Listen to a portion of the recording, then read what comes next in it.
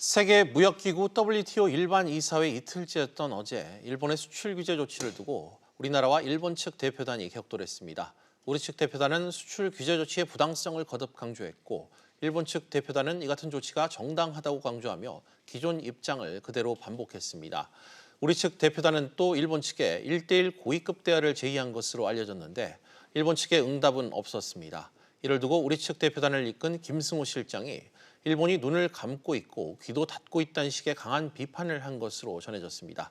오늘도 세 분의 전문가 모셨습니다. 오대원 경기대 글로벌 비즈니스학과 교수, 그리고 최진봉 성공회대 신문방송학과 교수, 그리고 최진영 변호사도 나오셨습니다. 세 분 어서 오십시오. 네, 안녕하십니까.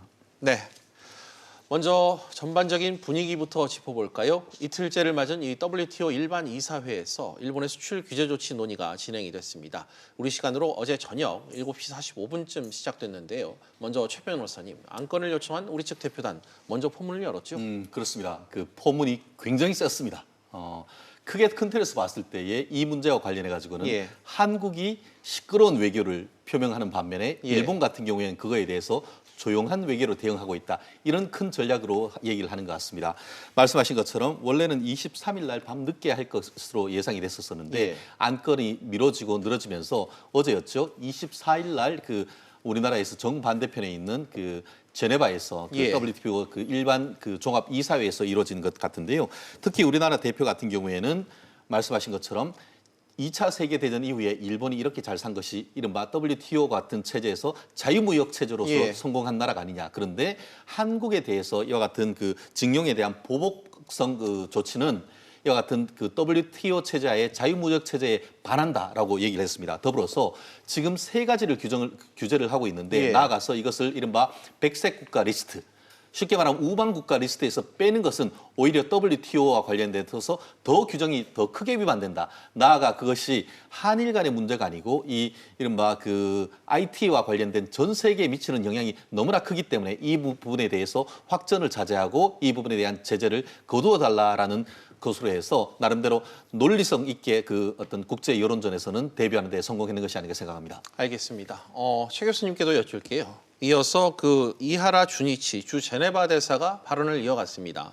그런데 야마가미 신고 이 외무성 경제국장은 입을 열지 않았어요. 이건 어떤 의미일까요? 아무래도 이제 그 외무성 국장이 참석을 했지만 실제 말하고 발언하고 그다음에 회담하고 이런 역할을 했던 사람은 주 제네바 대사예요. 일본에. 그건 결국 이 사안을 어떻게든지 좀 그 경중을 좀 낮춰보려는 의도를 갖고 있는 것 같아요. 그러니까 국장이 얘기하게 되면 우리 같은 경우는 실장이 직접 가서 얘기를 하잖아요. 그만큼 이 사안이 중요하다, 중요한 건으로 이걸 부각시키려는 의도를 갖고 있다고 하면 일본 측에서는 가능한 한 이 사안을 좀 낮게 봐서 별 문제가 아닌 것으로 치부하려는 의도를 갖고 있는 게 아닌가. 그래서 아마 직접 국장이 참석했음에도 불구하고 회의도 보면 맨날 늦게 와요.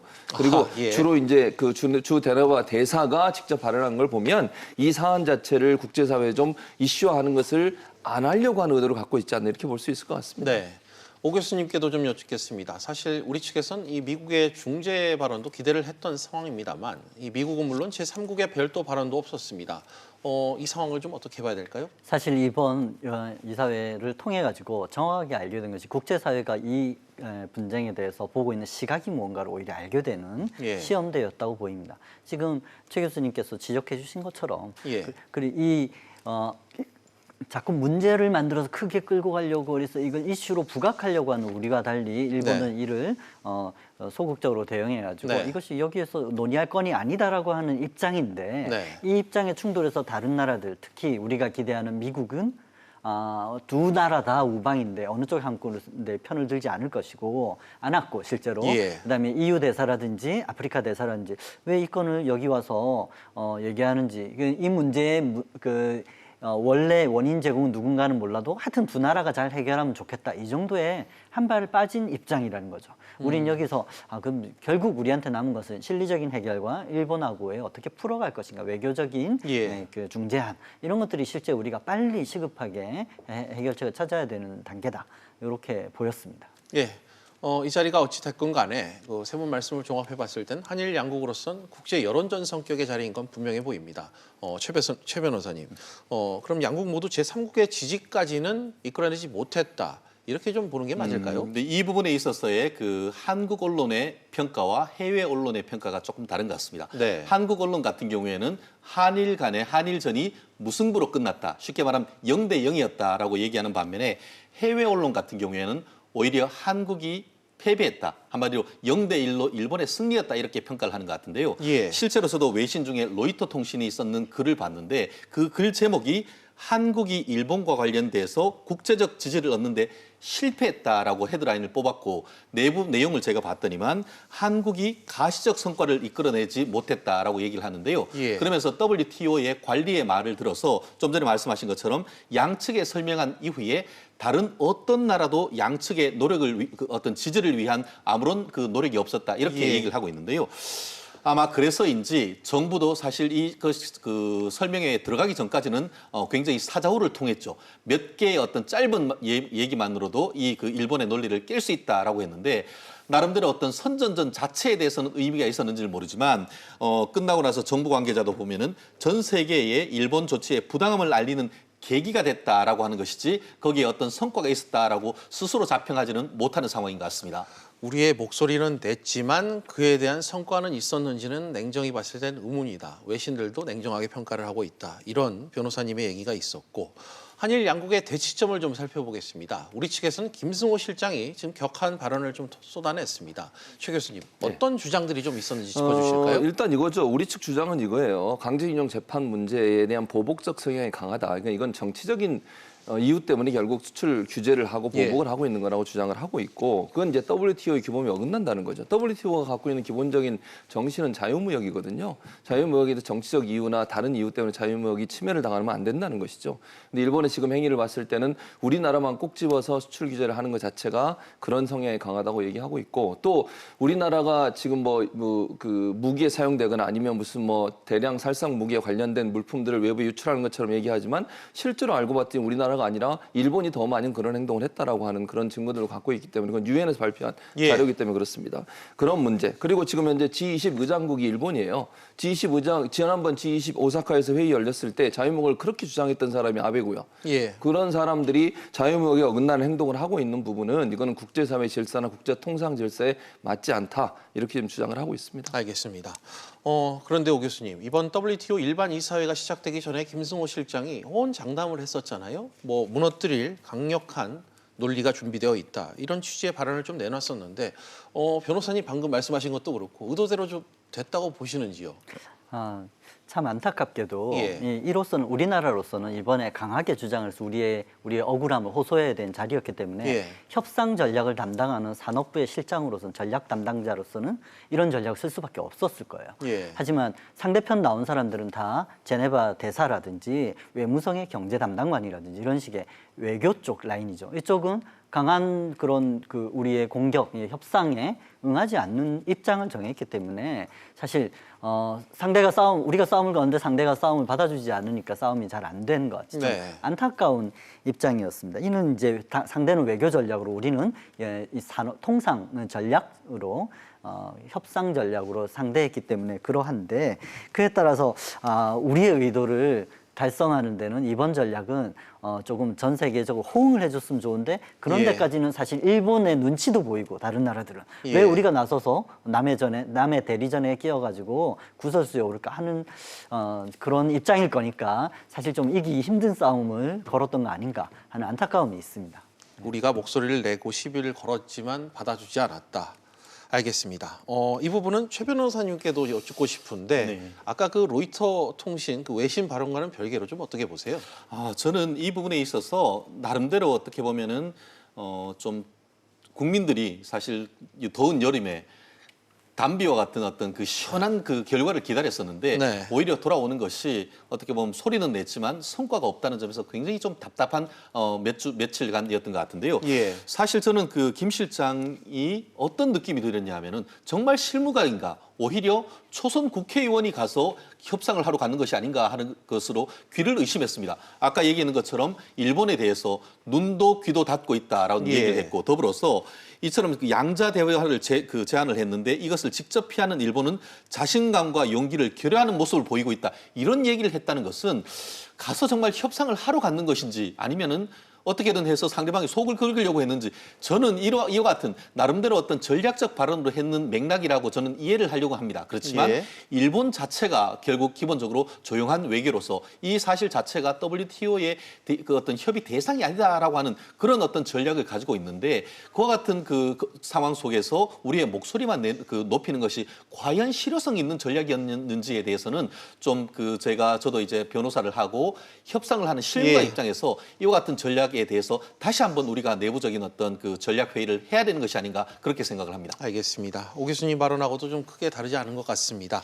이 질문은 최 교수님께도 좀 여쭙지 않을 수 없을 것 같아요. 예, 뭐 저는 이렇게 생각해요. 지금 당장 WTO에서 외국의 그 회원국들이 누구 편을 들 수가 없어요. 예. 그러니까 중요한 것은 이번 일반 이사회는 사실 강요회의라고 2년마다 한 번이 열리는 그러니까 최고 5개월 기구죠. 거기서 결정하는 역할을 하는 게 이사회는 아니에요. 일반 예. 이사로 하는 게 우리 여론전을 펼치는 거 아니겠어요? 물론 제3국이나 다른 나라의 국가의 대표들이 적극적으로 자기 의견을 표현하지 않죠. 거기서 자기 의견을 표현했을 때 여러 가지 이제 뭐 여러 가지 뭐 파장이랄까 이런 예. 부분이 있기 때문에 그렇다고 저는 보고 중요한 것은 이분들이 말은 하지 않지만 어떤 의미를 가졌을까 하는 부분은 아직 모르는 상황이라고 봅니다. 다만 우리가 지금 할 수 있는 일은 WTO에 가서라도 우리 예. 입장을 전달해야죠. 국제사회에 이런 부분들을 자꾸 전달하고 또 국제사회에서 우리의 입장을 전달하는 입장을 자꾸 가져야 돼요. 다른 방법이 지금 뭐가 있습니까? 또 물론 정부는 정부 나름대로 노력을 해야 되겠지만 여기 가서 뭐 성과가 지금 당장 있냐 없냐를 우리가 판단할 수는 없어요. 다만 예. 그럼에도 불구하고 우리 정부의 입장에서는 이런 부분들을 국제사회에 알리려고 노력을 하고 또 일부의 거기 참석한 뭐 국가들 중에 이런 부분에 대해서 이해하고 있는 부분도 저는 있다고 보거든요. 예. 적극적으로 밟히지 않는다 하더라도. 그래서 그런 노력들은 지속적으로 해야 된다고 생각합니다. 알겠습니다. 이 안보상의 이유로 수출 관리에 들어갔다는 얘기 사실 저희 방송에서 여러 번 다뤘습니다. 그렇지만 뚜렷한 증거 없이 일본이 일방적인 논리만 펼친다는 평가가 지금 말하지 않습니까? 오 교수님, 어제도 일본은 기존의 모습과 다르지 않았었죠? 예, 일본은 그들의 입장을 정확하게 정했고 또 미국하고의 얘기나 뭐 이런 데서 이미 이런 물밑 작업이라고 하는 것들이 끝난 상태처럼 보입니다. 예. 아주 일사불란하게 움직이고 있죠. 예. 그런데 그에 비해서도 우리는 사실 이 입장에서 할 수 있는 최선의 전략들을 또 우리나라의 통상협상가들 세계적으로 터프하고 실력 있기로 유명하지 않습니까? 안보상의 논리로 한국이 이런 잘못을 했기 때문에 우리가 화이트리스트에서 빼야 돼라고 하는 일본의 주장 궁색하기 그지 없었고 모르지 않습니다. 그래서 사실 더 이제 보통 국제적인 신망을 받고 있는 그런 언론사 같은 데서는 일본이 억지 주장을 하고 있다. 또 미국에서는 이거 중국하고 미국하고 간의 이 전선을 흐트러뜨리는 좀 약간 이상한 짓을 하고 있는데 이거 좀 안 했으면 좋겠다라고 하는 것도 들리기는 해요. 사실 그럼에도 불구하고 일본이 이런 안보상의 문제를 지적하는 것에 대해서 좀 신뢰를 얻지 못하자 요거를 이제 문제화 삼지 않겠다는 전략으로 수정한 것에 비해서 우리는 그럼 다음 전략. 자, 통상으로는 이렇게 세게 여론전을 갔는데 외교로는 그럼 과연 그동안 승승장구하던 후쿠시마 수산물이라든지 아니면 강제징용에 대한 대법원 선고라든지 이 다음에 수세에 몰린 일본의 보수파들한테 그럼 어느 정도의 협상 여지를 퇴로를 열어주면서 우리가 얻을 바를 얻는 그러니까 수출 제한을 푸는 이거를 가지고 있는가가 정말 궁금하고 제발 그것이 잘 세워져 있기를 그걸 기대하고 있습니다. 알겠습니다. 지금 세 분의 전문가께서 계속 얘기해주고 계시는 통상적인 접근과 그 외교적인 접근이 좀 달리 가야 된다는 그런 지적을 시청자분들도 보내주고 계십니다. 끝번호 0435번이죠. 일본이 왜 수출 보복을 하는지 원인 규명을 해서 외교로 풀어야 피해를 최소화할 수 있다. 이런 의견을 보내주셨습니다. 일본이 기존 입장, 기존 내용을 그대로 반복한 발언이다. 볼 수 있을 것 같습니다. 최 변호사님, 이 정도면 지나치게 소극적인 대응이 아닌가 이런 생각도 드는데. 그 후문에 뭐냐면은 그 일본이 이와 같은 그 대응이 오래 준비된 대응인 것 같다. 이런 그 후문이 나오는 것 같습니다.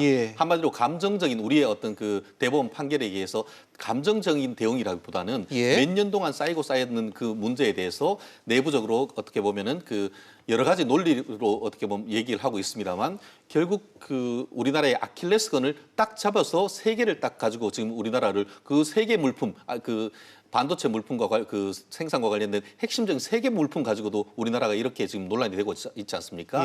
그렇다는 점에서 굉장히 준비됐다 보이고 다만 우리나라 같은 경우에는 결국 일본이 좀 소극적으로 대응하느냐라고 하는데 일본 대응 자체가 결국은 이 문제는 WTO로 가지고 갈 대상 자체가 아니다. 이런 논리다 보니까 네. 우리가 보기에는 굉장히 소극적으로 보이는 것 같은데 일본의 논리는 굉장히 간명한 것 같습니다. 뭐냐면은 이와 같은 그 어떤 나름대로 이 화이트 리스트에서 배제하는 것은 안보에 관한 문제인 것이다. 한마디로 한국의 대법원에 강제징용과는 관계가 없다라고 선을 그으면서 그와 같은 것은 기본적으로 이제 WTO 체제 내에서도 이른바 그 위험 국가에 대한 무기 전형으로 전략한 전략 물질에 대한 수출을 제한하는 협약, 이른바 바세나르 협약에 따른 것이다. 결국 우리는 법을 지키고 있다. 이런 논리인데 우리로서는 그런 논리를 깰 수 있는 논리가 있어야 되는데 과연 지금 외교부와 통상산업부가 일본이 얘기하고 있는 바세나르 협정이나 이런 부분에 대해서의 어떤 또 다른 예외 규정 이런 부분을 정말 강력하게 물고 늘어져서 정말 집요하게 늘어져서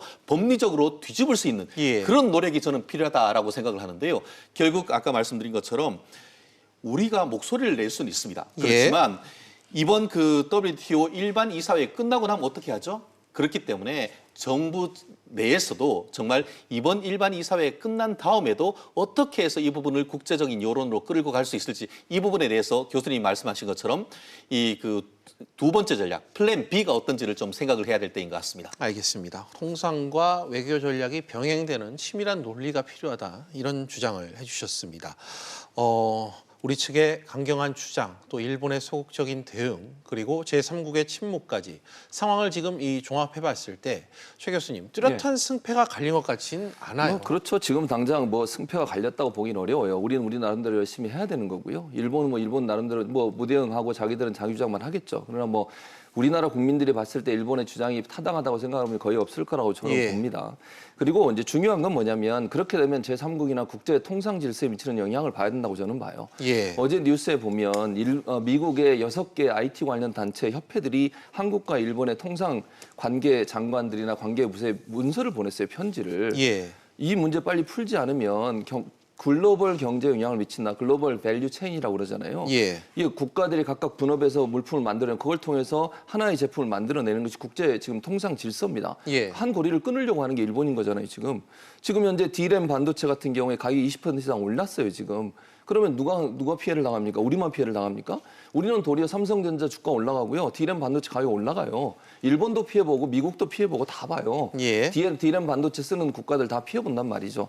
그건 국제사회 전체에 영향을 미치는 행위예요. 일본의 이런 행위는. 그래서 그런 부분들이 저는 국제사회가 이런 부분에서 언젠가 반응할 거라고 봅니다. 지금은 뭐 직접적인 피해가 그렇게 많지 않아서 가만히 있을 수도 있겠지만 이게 경제적인 문제이기 때문에 단순히 이건 이 정치적인 문제를 떠나서 국제 질서, 국제 경제 질서에 미치는 영향이 크기 때문에 제가 볼 때는 국내 여론뿐만 아니라 국내 여론을 움직여서 이런 움직임들이 일본을 압박할 수 있는 수단으로 활용될 수 있도록 해야 한다고 생각합니다. 알겠습니다. 한편 우리 측 대표단은 이 스위스 제네바 현장에서 일본 측 대표단의 1대1 끝장 토론을 제안한 것으로 알려졌습니다. 일본 측 대표단은 응답을 역시 피한 걸로 알려졌고요. 변호사님, 이것도 일종의 신경전으로 봐야 될까요? 그렇습니다. 사실 일본 같은 경우에는 그 기조가 계속 이어지고 있는 것 같습니다. 물론 이제 그 아베 신조 총리라든가 정치인들 같은 경우에는 그 배경이 무엇인가에 대한 질문에 대해서 약간 오락가락하는 질문이 그 측면이 없진 않았습니다. 그렇기 때문에 그런 부분에 대해서 국내 여론이 굉장히 악화된 여론이 있습니다. 하지만 실무가들 입장에서는 그 이론을 탄탄하게 견지를 하고 있는 것 같은데요. 아시다시피 지난주였습니까? 우리나라 그 과장급 실무가들이 일본에 가서 이 문제를 논의하는 그 장이 열렸었는데 우리로는 어떻게 보면은 협의하는 장소다라고 얘기하는 반면에 일본 같은 경우에는 설명회다라고 해서 서로 어떻게 보면은 그 창고 비슷한 데 가서 우리를 홀대하는 그런 모습이 있었는데 아마 그와 같은 것이 일막이었다고 하면은 어제 있었던 그와 같은 김 실장의 제안에 대해서 일본이 응하지 않은 것은 여전히 어떤 말씀드렸듯이 일본의 일정한 기조 하에 있는 것인데 이와 같은 것은 사실 법리적인 근거 배경이 있습니다. 왜냐하면은 WTO 체제에 있어서 무역 분쟁이 생겼을 때 상호 간의 협의를 시작하면은 그 사실 자체가 이제 법적 분쟁화 될 수 있는 어떤 계기가 될 수 있기 때문에 일본으로서는 그와 같은 WTO 내부 규정을 알기 때문에 서로 협의하는 장은 가급적 안 만들려고 하는 나름대로의 어떤 전략 그런 부분을 우리는 뛰어넘을 수 있는 전략을 한번 좀 보여줬으면 좋겠습니다. 알겠습니다. 최 교수님, 이를 두고 김승호 실장이 비협조적 태도로 나선 일본을 강력하게 비판을 했는데 일본도 좀 반박을 했습니까? 그 일본이 그 얘기예요. 지금 최재형 변호사 말씀하신 그 논리예요. 자기들은 이게 일방적으로 주장한 거지 우리가 협의하거나 하자고 한 뭐 협의를 우리가 동의했거나 이러지 않았다. 그래서 우리는 할 수 없다. 이게 이제 일본의 논리예요. 그러니까 뭐 일본 입장에서 당연히 그러고 싶겠죠. 그러나 이제 국제사 만약 이걸 그 자리에 있는 사람이 들었을 때 이런 생각은 들지 않겠어요? 그 하자고 하는데 안 하겠다고 하는 것은 물론 뭐 그게 법에 있고 본인들이 협조하지 않아서 합의를 안 했기 때문에 안 한다고 하는 것은 뭐 말은 맞지만 그만큼 자신감이 없다는 것도 보여주는 하나의 저는 증명이라고도 보여요. 일본이 논리가 궁색하다는 거죠, 사실은. WTO 안에서 이런 국제 통상 전체 질서에 대해서 우리가 주장하는 내용과 일본이 주장하는 내용이 부딪히면 당연히 일본은 뭐 질 수밖에 없어요. 논리적으로 따지면. 그러니까 본인들은 그걸 무시하고 가겠다는 게 전략이기 때문에 지금 자기들은 그렇게 주장해요. 이게 합의하에 이루어져야지 일방적으로 대화하자고 우리가 나서는 건 아니다. 그런 차원에서 할 수 없다고 주장하지만 어찌 보면 일본이 갖고 있는 논리가 궁색하다고 하는 것을 증명하는 하나의 태도라고 봅니다. 알겠습니다. 그런가 하면 그 일본 정부가 WTO 일반 이사회와 별도로 우리나라를 화이트리스트에서 제외하는 방안을 지금 추진을 하고 있는데요. 지금 분위기로 봐서는 사실상 거의 확정적인 그런 시기의 문제인 것 같습니다. 우리나라가 일본에 수입하는 품목도 가장 비중이 높은 게 바로 이 반도체, 전자 설비 부품, 또 화학 물질 이런 것들이 있는데 오 교수님, 이 밖에 수소차나 전기차, 이 배터리 분야도 상당히 의존도가 상당하다고 하던데 어떻습니까? 지금 일본이 우리나라에 대해서 두 가지의 목표를 달성하고 있는 것 아니냐. 미래의 한국과 경쟁하게 될 미래 산업 분야에서 한국을 자기들이 무기, 즉 소재 산업을 가지고 눌러놓겠다라는 것이고, 두 번째는 안보 우방국이라고 하는 화이트리스트에서 빼버림으로 인해서 자국 헌법 개정을 통해 전쟁 가능한 국가인 일본을 만들고 싶은 아베의 그 원래의 목적, 이 두 가지를 달성하려고 하는 것이라고 보이지 않습니까? 일본의 두 가지 목적을 이걸 동시에 달성하는 그런 수라고 얘기하는데 다음번 타겟으로 보고 있는 것이 반도체 이후에 수소 연료 전지 자동차와 이런 배터리 분야라고 지금 지적들이 나오고 있습니다. 화이트리스트에서 제외되고 나면 우리나라가 일본에 특히 고도로 의존하고 있는 품목이 한 30% 정도의 한 30여 개의 산업이라고 걸쳐지는데 그중에 특히 독일의 최근에 이 자동차 전문 저널에서 분석하기로 내연기관에서 독일 자동차가 세계 1위이다. 그런데 미래 산업인 수소 연료전지 자동차와 전기차, 특히 수소 연료전지차에서는 한국에 밀려 있다. 우리가 한국을 따라가야 된다라고 하는 기사가 나왔지 않습니까? 근데 그 수소 연료전지 핵심 부품 중의 하나인 수소 탱크의 섬유, 탄소 섬유는 전량 다 일본의 노레이사에서 수입한다는 거죠. 대체재가 없습니다. 그것도 소재가 또 들어가는 그럼요. 이것이 바로 방산에도 들어가는 핵심 소재이기 때문에 한국을 못 믿겠다. 그래서 우리 수출하는데, 그러니까 경산성에서 얼마든지 이걸 가지고 90일 동안 미루다 괴롭히면서 할 수 있는 그런 무기를 잡은 것이죠. 우리가 소송전까지 가는 것은 참으로 최하의 수인 것 같고 그 전에 풀어야 된다고 하는 게 그 해결하는 과정에서 기업들이 죽어나간다는 것이죠. 그래서 우리의 미래 산업 분야, 이런 배터리 분야든지 전기차, 수소차 지금 지적해 주신 이 분야가 다음 타겟이 될 것으로 거의 확실시 되어가고 있는 것입니다. 알겠습니다. 말씀하신 대로라면 상당히 산업의 타격이 불가피할 것 같습니다. 대통령은 부품 소재 국산화, 다변화를 주장하고 있습니다. 이런 가운데 어찌됐건 이게 장기전 성격의 시간 싸움이라면 정부는 장기적인 안목으로 계획을 좀 마련을 해야 될 것 같습니다. 부품 소재 국산화에 기반을 다지는 게 중요하다. 이런 지적을 많이 하고 있는데 끝으로 최 교수님, 이 부분과 관련해 한 말씀을 해주실 수 있다면 어떤 부분이 있을까요? 지금 말씀하신 것처럼 부품 소재를 국산화하는데 노력을 해야죠. 중소기업이나 기술력을 갖고 있는 어떤 기업들을 좀 충원을 많이 해서 이 기업들이 국산화를 좀 달성할 수 있도록 하는 게 필요하다고 생각이 들고요. 근데 모든 걸 다 국산화하기는 힘들어요. 우리가 모든 부품을 다 만들어가지고 하나의 제품을 만드는 그런 사회가 아니거든요, 지금. 그래서 저는 수입선을 다변화시키는 것도 반드시 필요하다고 생각합니다. 물론 부품을 일본께 가장 지금 순도가 높고 기술이 높다는 거 인정합니다. 그러면 그걸 좀 더 우리 라인이라나요? 제품을 만드는 라인에 적합한 부품들을 수입할 수 있는 수입선을 좀 다변화시키고 그런 다변화를 통해서 이런 일본의 의존도를 줄여내야 돼요. 그래야 나중에 또 이런 문제가 발생하면 우리가 견뎌낼 수 있지 않겠습니까? 그래서 수입선 다변화 문제 그리고 국산화, 부품의 국산화 문제를 빨리 달성할 수 있도록 정부가 적극 나서 지원하고 또 기업이나 하려고 하는 이런 걸 하려고 하는 기업들에서 지원도 적극적으로 해야 된다 이렇게 생각이 됩니다. 네, 알겠습니다. 시간 관계상 세 분 말씀은 여기까지 들어야 될 것 같습니다. 세 분 오늘 나오셔서 고맙습니다.